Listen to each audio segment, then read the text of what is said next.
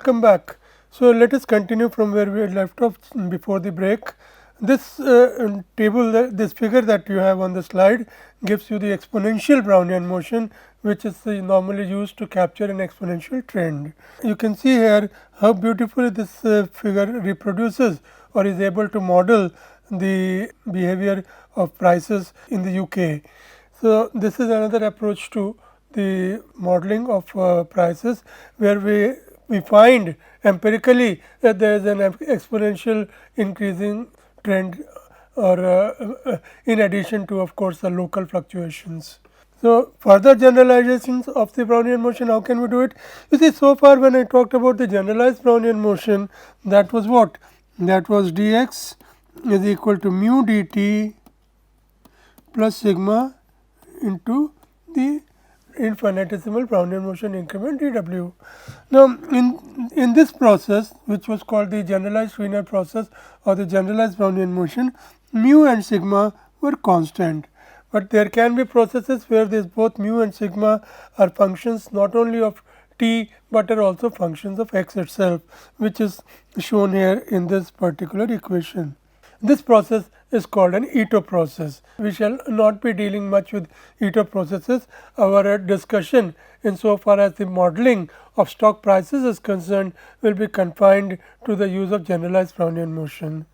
So, now we come to a very interesting and exciting area, where we try to explore the ramifications of the incorporation of stochasticity or randomness into the functions of variables, and how we can proceed, or what changes we require, what modifications we require when we move from the conventional Newtonian calculus to stochastic calculus.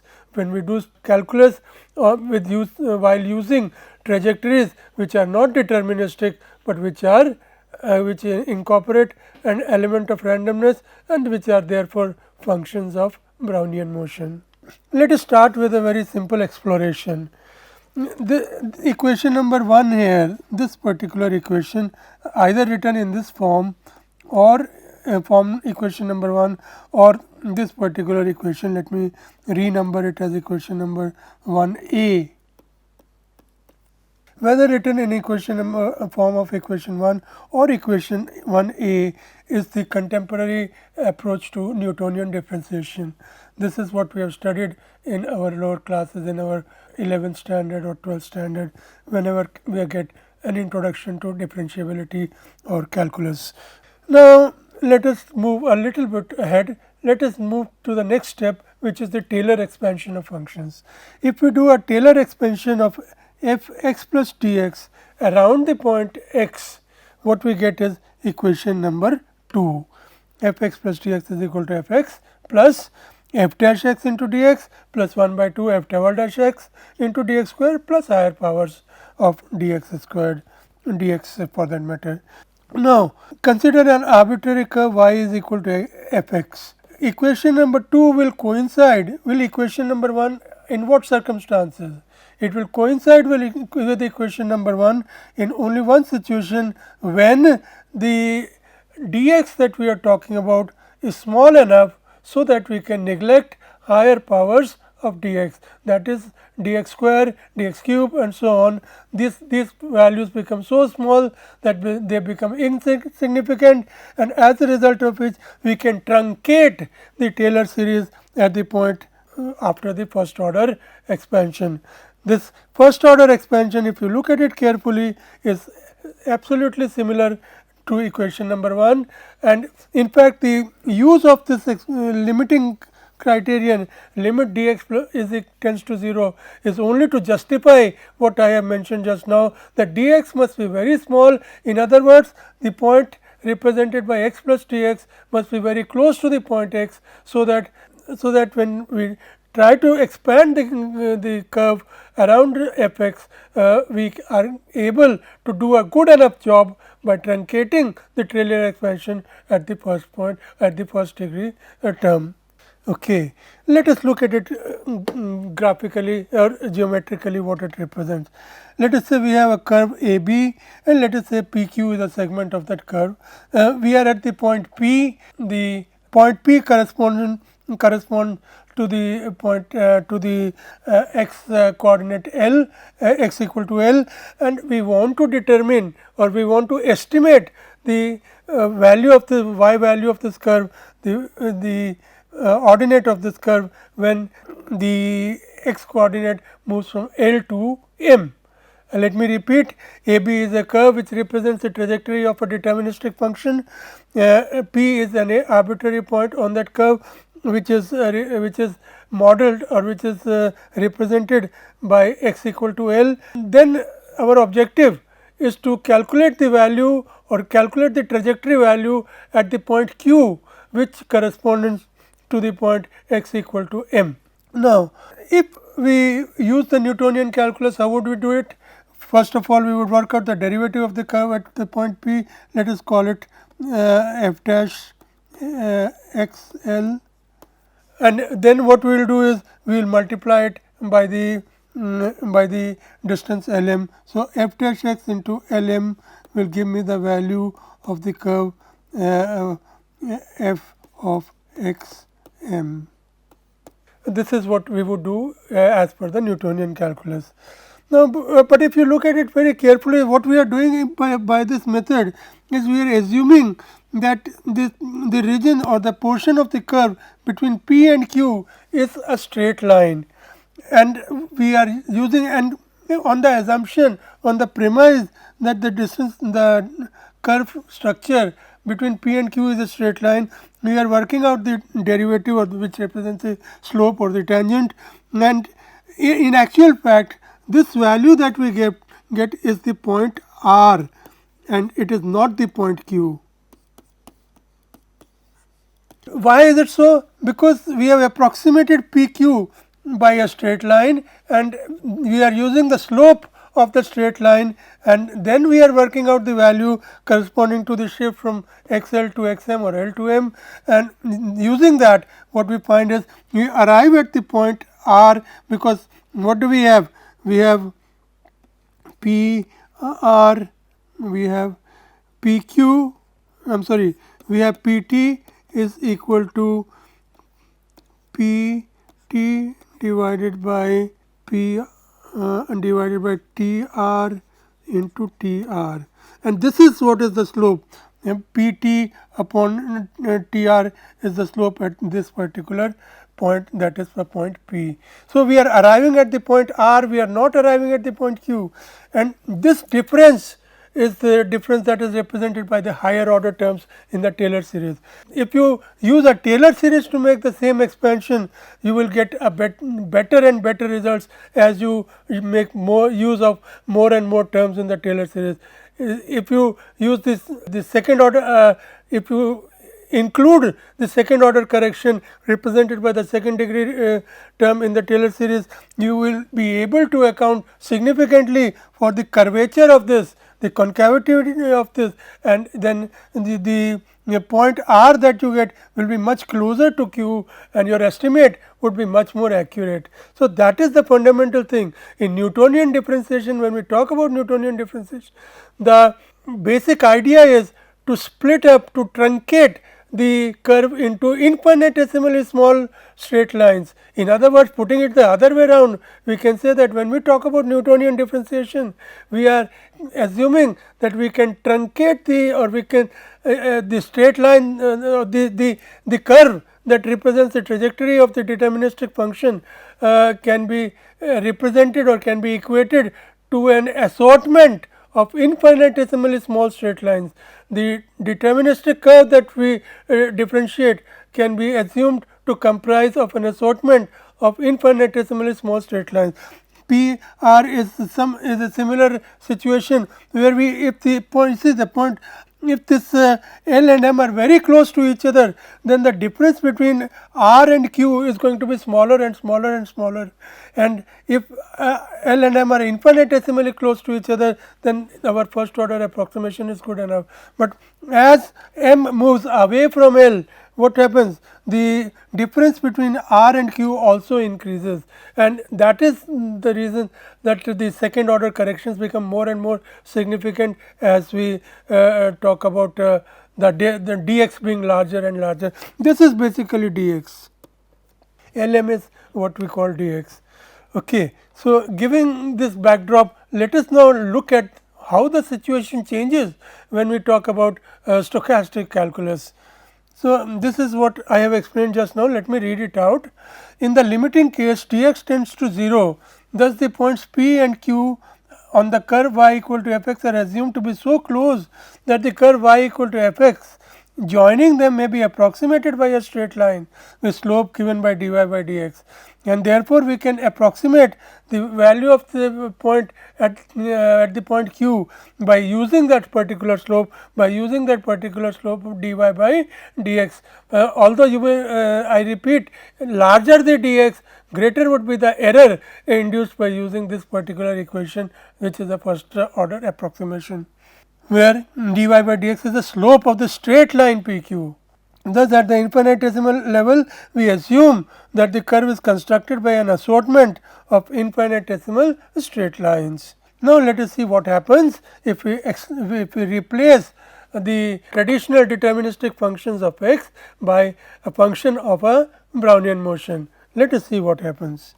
In analogy with equation number 1, which is the Taylor equation for a deterministic function, we can write the Taylor equation for a function of a Brownian motion, which I write as f of w t, and we can write this in the form of equation number 2 here.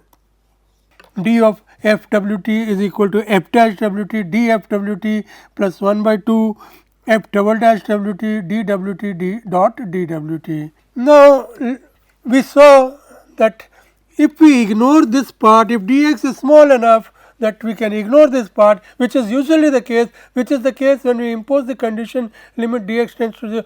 How does the dx tends to 0 limit manifest itself? It manifests itself by enabling us to ignore all higher values of all higher powers of dx, dx square, dx cube and so on, and confine ourselves to the first order term dx. Okay.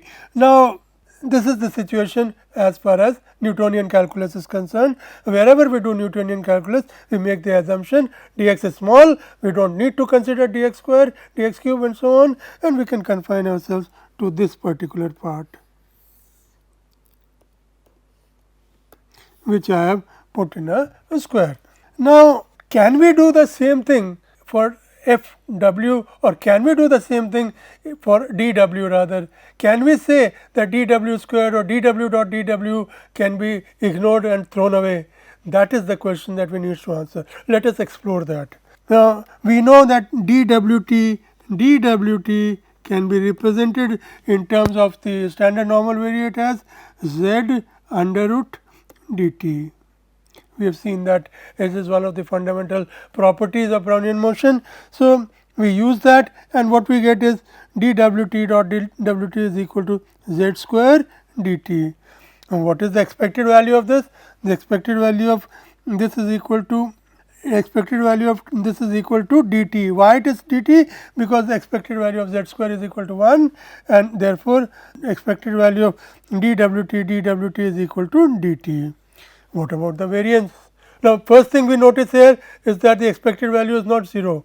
Please note, because we are talking about stochastic functions, we are talking about functions of a stochastic variable, we have to consider the mean and variance as first representations of those variables, and we can see here immediately that the expected value of d w square is not 0, it is 1, it is dt, I am sorry, it is not 0. Dt is small, but it is first order in t. That is another important feature. Dt may be small, agreed, but it is first order in t, and we cannot throw away first order terms without further exploration. At the very outset, we find a difference between what we did in equation number 1 here, which was Newtonian calculus, and what was the scenario that we encounter when we talk about stochastic variables. Okay, let us now see at how the variance behaves. The variance of z square is equal to 2. you take it from me for the moment. It has improved in the later section of this presentation. We'll reach talk about it also. Now, for the moment, we let us assume that variance of z square is equal to 2. Therefore, what is the variance of dw dot dw? That will be equal to 2 into dt square. Now, we see another observation. What we find is that the variance is not in first order in dt. We saw in the case of Brownian motion, what was the variance of Brownian motion? The variance of Brownian motion was dt, it was first order in dt. Here we find that the variance is second order in dt, it is dt square. Now, in line with the convention, the standard process that we have, if dt is infinitesimal, dt square becomes irrelevant. That is what we have been talking about when we talk about Newtonian calculus. We using the same logic, what we find is that because the variance of dw dot dw is second order in dt, it is much too small to be of any relevance in our analysis.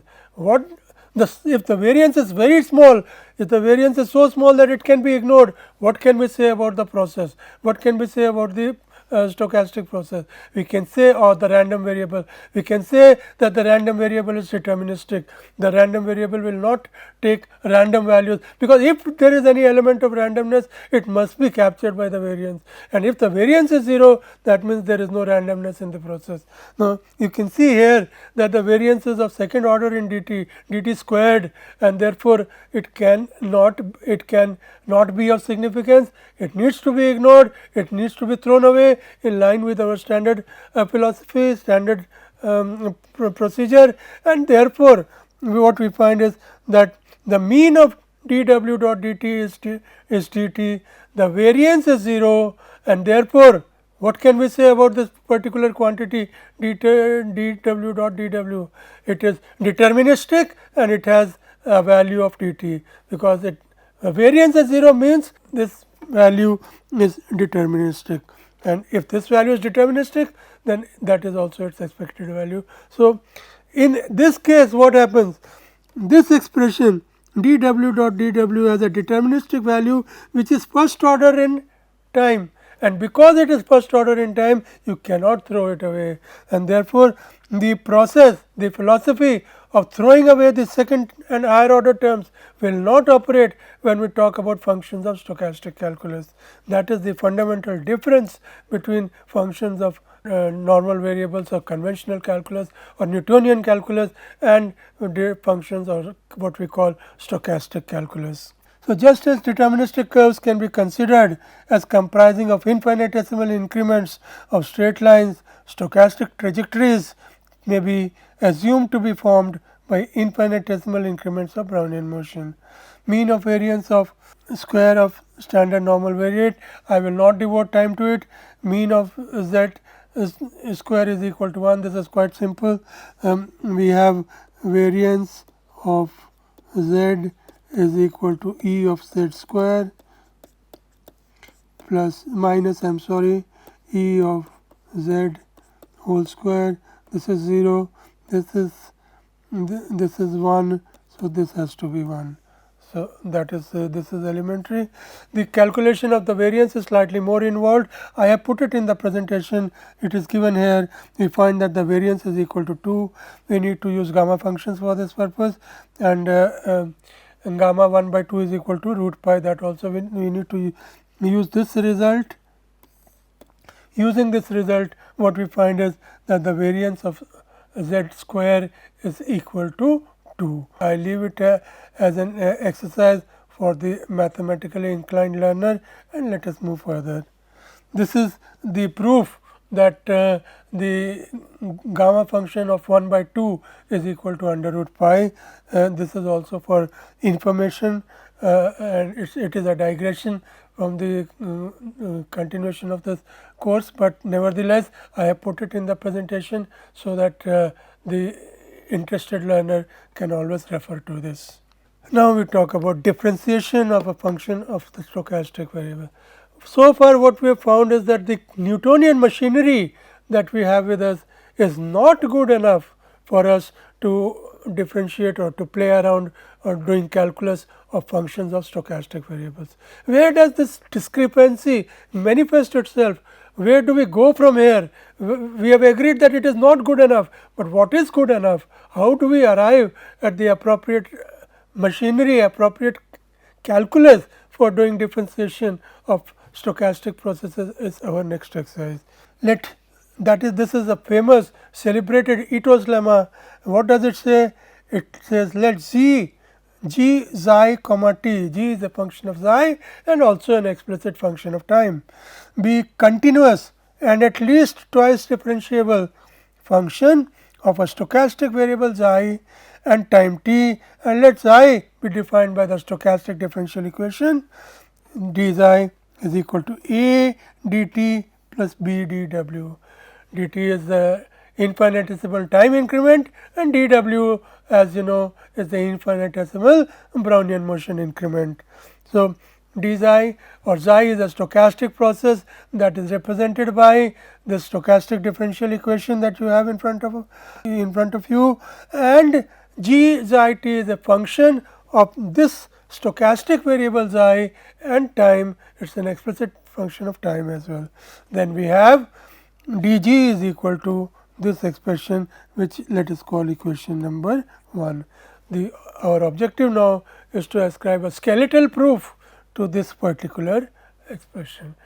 Consider a continuous and differentiable function g xi t of a stochastic variable xi and t, where xi satisfies the stochastic differential equation given by d xi is equal to a dt plus b dw, where the symbols have the usual meaning. We do the Taylor expansion of g xi t, and what do we get? dg is equal to del g upon del xi into d xi, the first order terms, these are the two first order terms, and then we get the second order terms. There are two first order terms, there are three second order terms. Now, as far as the first order terms are concerned, we substitute d xi by this expression that we have here, a dt plus b dw. So, that is what we have done in this equation, del g by del xi into this is a plus b, a dt plus b dw. Please note this is first order in dt and this is in first order in dw. So, we have no issues with either of them, they will be carried forward as it is. So, this is okay and this is also okay. This is also okay, we have done nothing about this. Now, we come to the important part. Let us look at d xi square. If you simplify this expression d xi square, put using xi is equal to a dt plus b dw, what do we get? Let us look at it in this slide. What we get is this dw I can write in the form of the standard normal variate z under root dt. Now, suppose I open the square, what do I get? The first term will be a square dt square, which is of second order in dt. So, we throw it away, we do not consider it. When we talk about the second term, the second term is b square dw square, and dw square is equal to b square into dw square is z square dt, b square into z square dt. Why? Because dw is equal to z under root dt. Now, let us explore this expression carefully. What is the mean of this? The mean of this is equal to b square dt, because the mean of z square, which is the stochastic part, is equal to 1, and therefore, E of b square dt z square is equal to b square dt. What about the variance? If you look at the variance, we have already shown in the previous slides that variance of z square is equal to 2. And therefore, variance of b square dt z square is equal to b to the power 4 dt square into the variance of z square, which is 2. So, that is equal to 2b to the power 4 dt square. Now, again I invoke the discussion that I had a few minutes ago. dt square is small enough to be ignored, and that shows what? That shows that the variance of this particular quantity that we have here, b square dt z square, the variance is almost 0, close to 0, close enough for us to ignore it, and therefore, we take the variance as 0. The mean is equal to b square dt. So, therefore, this expression will manifest itself, will continue to be relevant, notwithstanding the fact that it is of in second order in dw, notwithstanding that fact, it will continue to be relevant and it will be carried forward as b square dt. Right. What about the cross term? Cross term is dt into under root dt, which is of the order 3 by 2 in dt, which also we can throw away. So, this entire square term has only one term of significance, that is b square dt into z square. So, this is I have discussed this. Now, what about the rest of the terms? If you look at the rest of the terms, let us go back. A dt into b dw into dt, dt into dt will give you dt square, which you have which is second order in dt and can be thrown away. This is z under root dt into dt, that is of order z dt to the power 3 by 2, that also you can throw away, and then this term is also of dt square, which again you can throw away. So, what are we giving, what are we carrying away from this whole complex cumbersome expression? We are carrying this, we are carrying this, we are carrying this 3 terms, first 3 terms, and as far as this whole term is concerned, fourth term is concerned, we will only carry 1 by 2 b square dt del square g upon del xi square.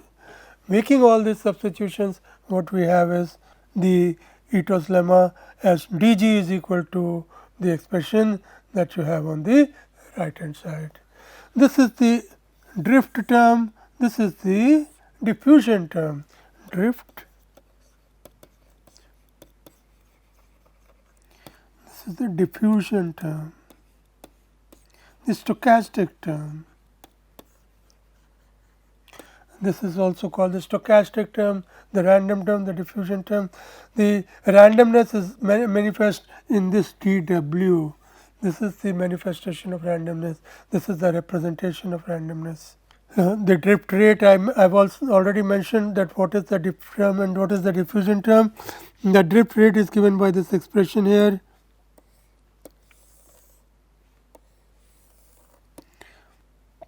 Expression number 1, and the diffusion rate, variance rate rather, is given by the expression number 2. Now, we talk about stock price modeling over an infinitesimal time period. Now, when we talk about stock price modeling, we base that modeling on certain assumptions about the on certain observations rather about the empirical behavior of the stock. So, let me read out the assumptions that go into this model. Number 1, stock prices are assumed to follow a Markov process. Number 2, the Markov property of stock prices is consistent with the weak form of market efficiency, that is, the current market price encapsulates its entire past history. The current price moves only when the market receives any relevant new information. These are standard assumptions that go into the efficient market hypothesis. Then finally, the past history of prices is irrelevant for future price prediction, since it is captured by the current price. The 2 quantitative assumptions that we make and the ramifications of them, the model that emerges from there, I will take up in the next lecture. Thank you.